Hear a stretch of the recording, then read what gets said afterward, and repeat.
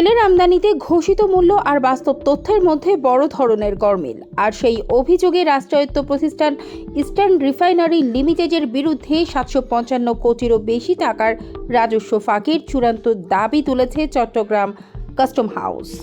Custom কর্তৃপক্ষের 4 বছরের তদন্ত 2022 থেকে 2025 সাল পর্যন্ত।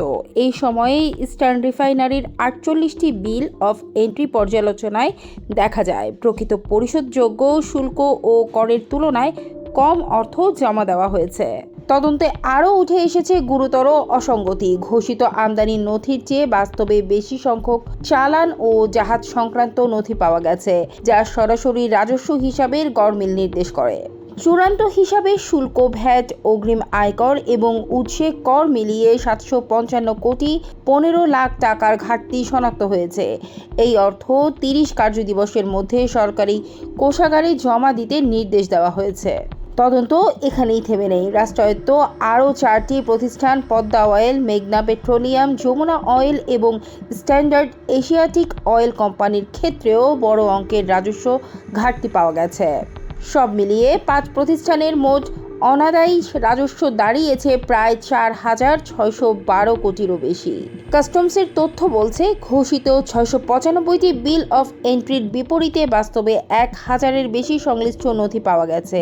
অনেক জাহাজ সংশ্লিষ্ট চালানেও ঘোষণার সঙ্গে বাস্তব তথ্যের মিল নেই, যা আমদানি প্রক্রিয়ার স্বচ্ছতা নিয়ে বড় প্রশ্ন তুলেছে।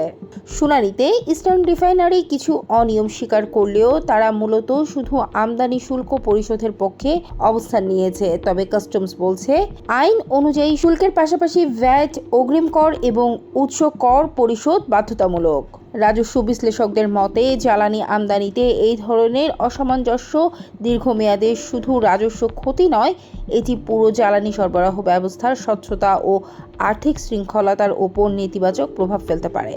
এদিকে সংশ্লিষ্ট কর্তৃপক্ষ জানিয়েছে, বিষয়টি এখনও আইনি প্রক্রিয়ার মধ্যে রয়েছে এবং তদন্ত ও আদায়ের ভিত্তিতে পরবর্তী পদক্ষেপ নেওয়া হবে।